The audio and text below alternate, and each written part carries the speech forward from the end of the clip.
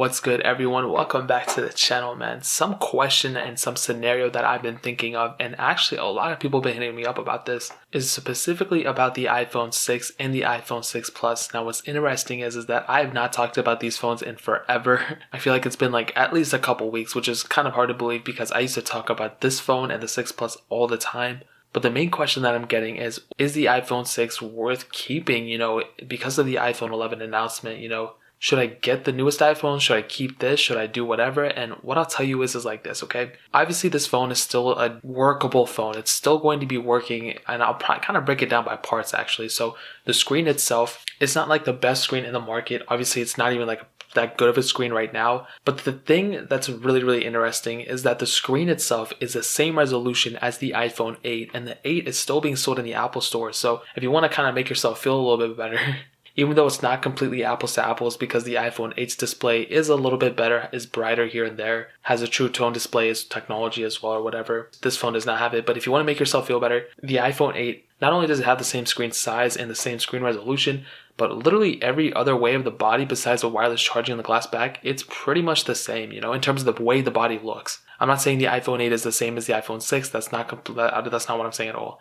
The iPhone 8 is a much better phone. However, this one, it still is kind of working here and there. Now, this one that I'm on right now is updated to the most up-to-date version on iOS 12 right now. As you can see, 12.4.1, that is the latest version. I do apologize if it's a little dark. And when we're talking about software, that's one of the best things about owning an iPhone. You're getting those software updates. Now, what I will tell you is this phone is not probably going to get any more software updates. It's probably done. It's definitely not getting iOS 13. It's not going to get any more versions like that. However, it could potentially get like a 12.4.2 if that were to ever get released. Some kind of same scenario with the iPhone 4S and iPhone 5. There was some scary bug with it that was affecting things, and then Apple was able to update this, and I think that was a really cool thing for them to do. So in the future, if there is some like huge, crazy, critical bug of the iPhone 6, Apple will probably go and fix it in a software update. Now, the chances of that happening are probably like 10% probably, because I don't think anything crazy is going to happen to this specific phone that would need an update. But if there were to ever be a situation like that, you're pretty much covered,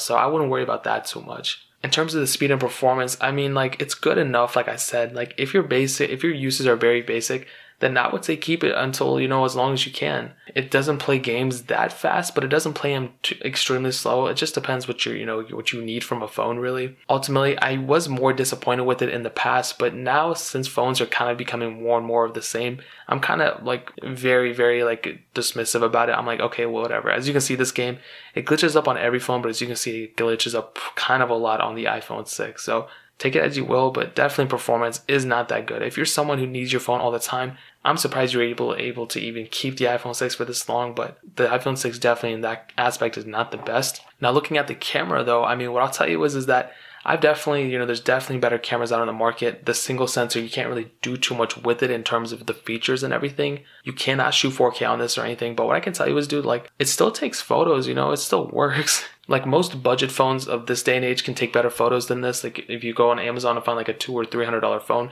it can probably take better photos than this, but you still have, video capabilities, slow-mo. You can do time lapses. Like, it does the job. Is it the best job? Not at all. I mean, there's definitely phones out in the market that can do way better for probably the same price in the used market as this one. But I think for the most part, it does the job. It gets the job done. Now, believe it or not, I do have a favorite part of the iPhone 6, and that is the price to repair this device. If you break the screen, if the battery's degrading, if this or that, the camera's broken, you can go and fix it yourself and save a ton of money. If my iPhone 10, some part of it breaks, it's going to be really hard for me to go and find another piece or even like try to fix it myself, because I'm probably going to break something, all the functions aren't going to work 100%. So that's a huge advantage of the iPhone 6, and that kind of covers up everything I wanted to hit on, man. Like, yes, you should keep your iPhone 6 if you can keep it longer, but this is what I would tell you to do. I would, first of all, keep your iPhone 6 for as long as you physically can, unless it's totally broken and you can't do anything with it. Then what I would do is I would go search in the used market. I would see how much money you have to spend. If you can spend like $200, then I would just go buy like a used iPhone 8 or like an iPhone 7 or 7 Plus. I would try to go in that direction, at least a 6S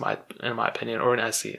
If you have like a $300 to $400 budget, I would just say save up enough until you have like $400 or $450 and go buy a used iPhone 10. That would be the best way to go. Or if you want to wait even longer until like next year, you can wait until the XS and XS Max go down in price and go pick up one of those in the used market. But either or, I would recommend you to pick up a used phone going from an iPhone 6. But in my opinion, I think you could still keep your iPhone 6 if you don't mind the sluggish performance, the somewhat bad cameras, the battery life probably not being the best, and the bulky and outdated design. But if you can handle those things, then that's perfect. But that's pretty much it, guys. If you have any questions or anything, leave it down in the comment section below. If you own an iPhone 6, let me know your experience with it so far. Still owning it? If you still own it in 2019, going into 2020, I want to hear your experience in the comment section. Check the links out in the description as well. My Twitter, my Instagram, my second channel. All those links are linked down below. I'd really appreciate if you guys could check it out. But more importantly than everything else, I love every single one of you guys. Hopefully I'll catch you guys in the next video. Peace out till then.